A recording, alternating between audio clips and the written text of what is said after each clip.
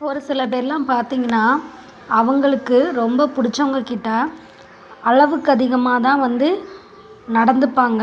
அளவுக்கு அதிகமான பாசத்தையும் அவங்க மேலே காட்டுவாங்க.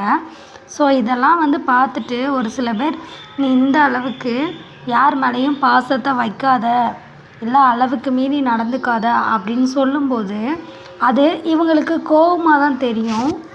அதோட உண்மையான அர்த்தம் என்னன்னு அவங்க யோசிச்சு கூட பார்க்க மாட்டாங்க. இதுவே கொஞ்ச நாள் ஆனதுக்கப்புறம் தான் பார்த்தீங்கன்னா, பட்டு தான் புத்தி வேணும்னு சொல்லுவாங்கள்ல. அதுக்கப்புறம் அதனால் அவங்க அவமானப்படும்போது தான் அவங்களுக்கு அந்த வலி புரியும். ஸோ இதுக்கு தான் அன்னைக்கே எல்லாரும் சொல்லியிருக்காங்க, அளவுக்கு மீறி பழகாத, பாசம் வைக்காதன்னு. அது நம்மளுக்கு இப்போ தான் லேட்டாக புரியுது அப்படின்றது அவங்களுக்கே தெரிய வரும். இந்த மாதிரி ஒரு சிச்சுவேஷனை நீங்கள் உங்கள் லைஃப்பில் உண்மையாகவே ஃபேஸ் பண்ணியிருக்கீங்க அப்படின்னா, மறக்காமல் கமெண்ட் பாக்ஸில் கமெண்ட் பண்ணுங்கள். உண்மையாகவே பார்த்திங்கன்னா, தென்றல் மாதிரி இருக்கிற நம்மளை ஒரு புயல் மாதிரி மாற்றுறது பார்த்திங்கன்னா, ஒரே ஒரு வார்த்தை தான். ஒரு சில தேவையான வார்த்தைகளாக இருந்துச்சுன்னா அது நம்மளை தென்றலாக மாற்றிடும். ஒரு சில தேவையில்லாத வார்த்தைகளாக இருந்துச்சுன்னா அது நம்மளை புயல் மாதிரி தான் ஆக்கிடும். அதே மாதிரி ரொம்ப கோவமாக இருக்கிறவங்க பார்த்திங்கன்னா, அவங்களுக்கு பாசமும் அதிகமாக இருக்கும், ரோசமும் அதிகமாக இருக்கும். பட் அவங்க அடங்கி போகிறதும் அடி பண்ணிடுறதும் பார்த்திங்கன்னா, ஒரு உண்மையான பாசத்துக்கு மட்டும்தான். அந்த மாதிரி உண்மையான அன்பு எங்கே கிடைக்குதோ அங்கே பார்த்திங்கன்னா, ஒரு குழந்த மாதிரி தான் இவங்க ஃபீல் பண்ணுவாங்க. அவங்க என்ன தான் இவங்கள தப்பாகவே பார்த்தாலும் நினச்சாலும் கூட இது இவங்களுக்கு தப்பாக தெரியாது. அப்படி ஒரு குழந்தைத்தனத்தில் தான் இருப்பாங்க. அந்த மாதிரி இருக்கிறவங்கள ஒரு சில பேர் பார்த்திங்கன்னா, பொய்யான பாசத்தை காமிச்சு அவங்கள யூஸ் பண்ணிக்கிறாங்க. அவங்களோட தேவைக்காக மட்டுமே. அவங்களோட தேவை முடிஞ்சதுக்கப்புறம் பார்த்திங்கன்னா, அவங்களோட சுயரூபத்தை காட்ட ஆரம்பிச்சிடுறாங்க. ஸோ அப்போ பார்த்திங்கன்னா, அவங்களுக்கு குழந்த மாதிரி இருக்கிற மனசு உள்ளவங்களுக்கு எந்த அளவுக்கு வலிக்குன்னு கூட யோசித்து பார்க்க மாட்டாங்க. இன்னும் ஒரு சில பேர் பார்த்திங்கன்னா, யாரையுமே நம்ம அடக்கி ஆளணும் அப்படின்னு ஆசைப்பட மாட்டாங்க. அதே மாதிரி யாருக்குமே அடங்கி போய் வாழ்கிற ஒரு வாழ்க்கை தேவையில்லைன்னு நினைக்கிறவங்களும் இருக்காங்க. இங்கே எல்லா வலிகளையுமே பார்த்திங்கன்னா, வார்த்தைகளால் சொல்லிட முடியாது. சத்தமே இல்லாமல் மௌனமாக அழுற 1000 வலிகள் பார்த்திங்கன்னா, இங்கே எல்லாரோட மனசுலையுமே இருக்குன்றது தான் உண்மை. எந்த நேரத்தில் என்னென்ன நடக்கும் அப்படின்னு யாராலையும் யூகிக்க கூட முடியாது.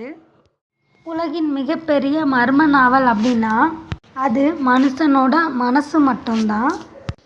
நம்ம மனசுக்கு ரொம்ப நெருக்கமானவங்களே இருந்தாலும் அவங்க ஒரு சில டயத்தில் ஏதாச்சும் ஒரு வார்த்தையை பேசிட்டு, "நீ தப்பாக நினைக்காத, இது நான் கோவத்தில் தான் பேசினேன்" அப்படின்னு சொல்லுவாங்க.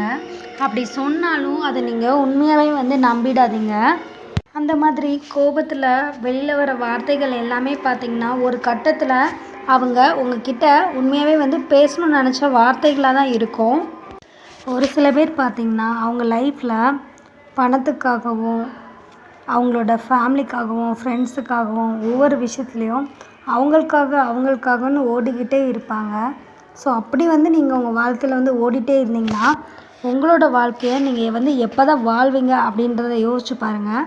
ஏன்னா நீங்கள் மற்றவங்களுக்காக ஓடி ஓடி அந்த மாதிரி போயிட்டே இருக்கிற கட்டத்தில் உங்களோட வாழ்க்கையும் பார்த்திங்கன்னா குறைஞ்சிக்கிட்டே தான் இருக்குது.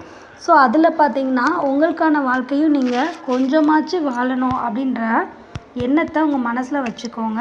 ஸோ உங்களோட வாழ்க்கையுமே நீங்கள் அனுபவித்து தான் வாழணும். மற்றவங்களுக்காக எதுவுமே செய்யக்கூடாது அப்படின்றது இல்லை.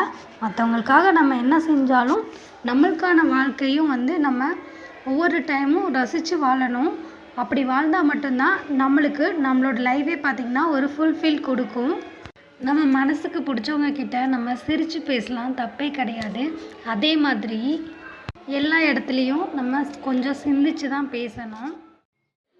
என்ன தான் நம்ம ஒருத்தங்க மேலே அளவுக்கு அதிகமாக பாசம் வச்சு அவங்கக்கிட்ட அதிக அளவில் க்ளோஸாக இருந்து உயிர்க்குயிராக பழகியிருந்தாலுமே பார்த்திங்கன்னா, ஒரு ஸ்டேஜில் ஏன்டா இவங்கள பார்த்தோம், ஏன்டா இவங்கக்கிட்ட பழகணும், இவங்க நம்ம லைஃப்பில் வந்திருக்கவே கூடாது, இல்லை நம்ம இனிமேல் இவங்கள மீட் பண்ணவே கூடாது, இந்த ஜென்மத்தில் இவங்களோட சாவகாசம்